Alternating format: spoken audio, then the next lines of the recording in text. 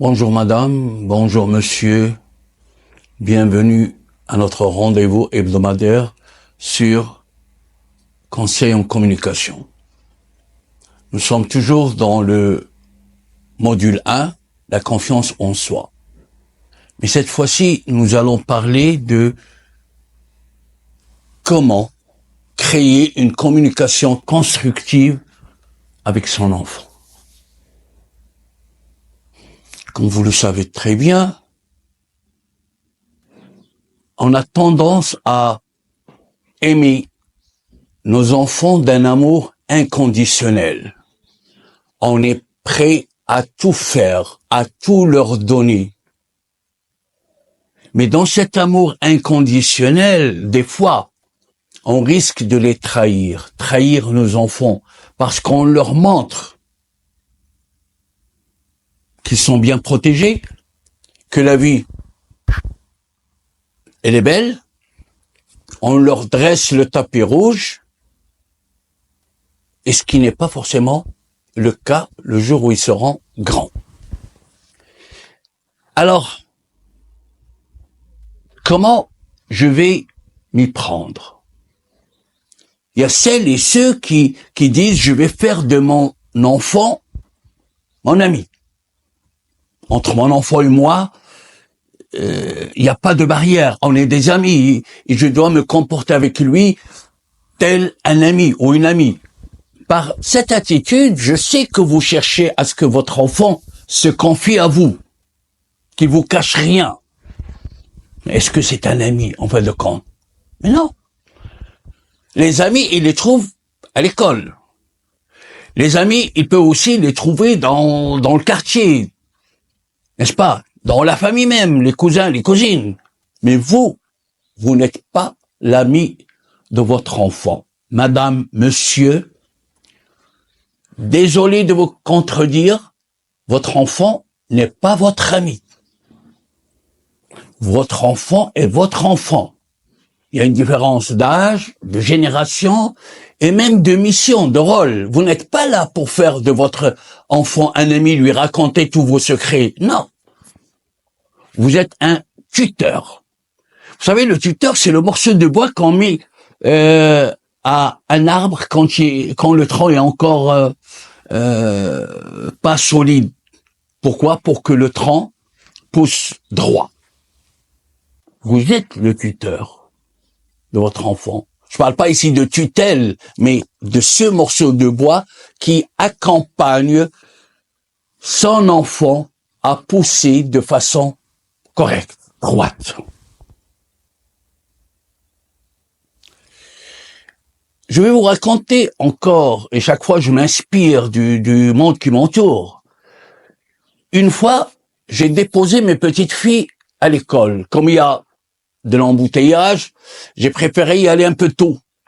J'ai stationné, les filles sont dans la voiture, il faisait un peu frais, et j'attendais comme tout le monde. Puis une voiture s'est garée en deuxième position à côté de moi.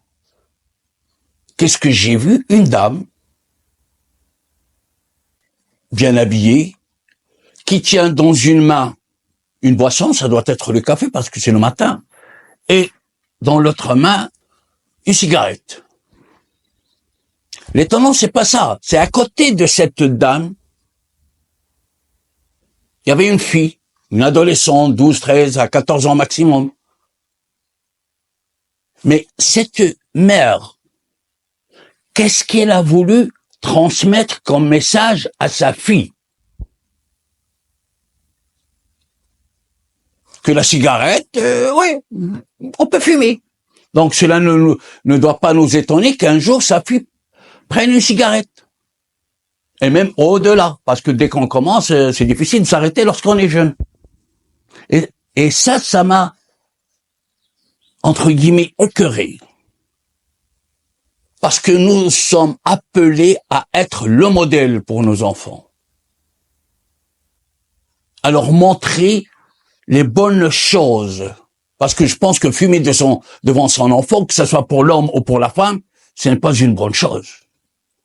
Jouer le rôle de mère et de père. C'est comme si vous êtes dans un film. Vous jouez un rôle. Vous devez bien le jouer jusqu'au moment où votre enfant vole de ses propres ailes et là, comportez-vous comme vous voulez.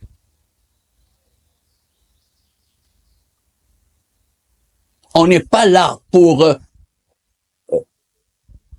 montrer tout à nos enfants. On leur montre ce qui est essentiel. On leur montre des comportements qui vont les aider dans leur épanouissement personnel, scolaire et même de vie. D'accord?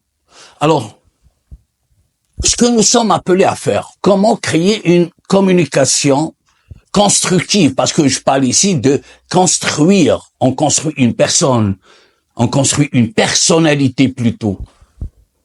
Premièrement, je dois apprendre à mes enfants à avoir du respect pour le professeur ou la professeure. Elle est un élément fondamental parce que c'est de cette personne, homme ou femme, professeur ou homme ou femme, c'est de cette personne que mon enfant va apprendre des choses utiles normalement.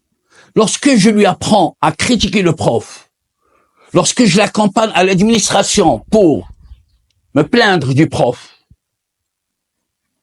comment voulez-vous que mon enfant apprenne de cette personne à laquelle je me suis attaqué? Ne donnez jamais raison à vos enfants, même quand le professeur se trompe. Parce que si aujourd'hui ce professeur se trompe, l'autre ne va pas se tromper. Et faites de sorte que l'image du professeur, de l'enseignant, soit une image que votre enfant respecte. Apprenons lui aussi à respecter les personnes âgées. Parce que ce sont des personnes qui ont de l'expérience et de qui on peut apprendre des choses. Encore plus, essayons d'apprendre à nos enfants à respecter les camarades de classe. Maman, il se comporte de telle sorte. Écoute, on va toujours trouver une excuse à un comportement. N'apprenons pas à nos enfants, dès leur jeune âge, à s'attaquer aux autres. Mais au contraire, apprenons-leur à être tolérants. Si ce camarade risque de nuire à mon enfant par une attitude ou une autre, il n'a qu'à ne pas le fréquenter, mais tout en le respectant. Apprenons à nos enfants à être attentifs, à être tolérants. Vous pensez, mes amis, lorsque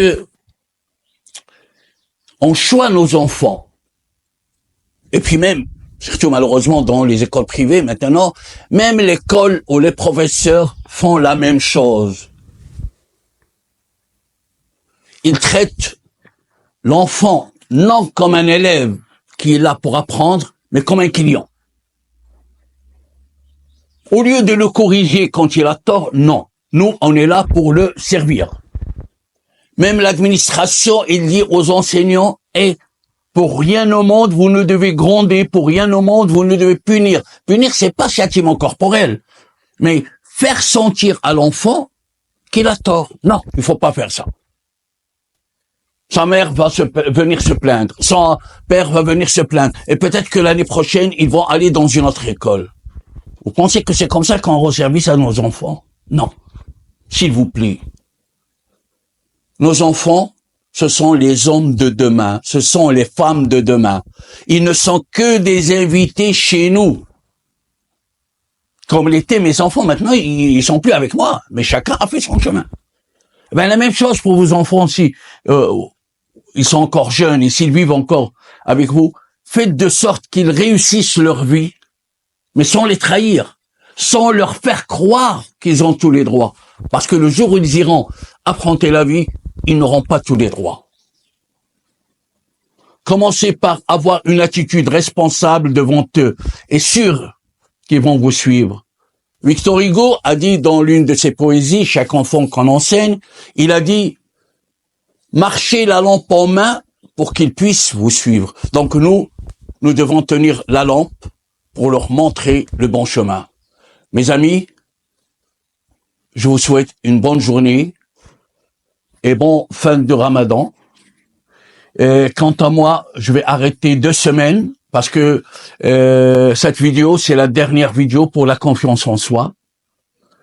La prochaine vidéo sera sur la prise de parole en public et ce sera dans 15 jours. Ça veut dire après la fin de Ramadan. Prenez soin de vous et de vos enfants. Que Dieu vous garde.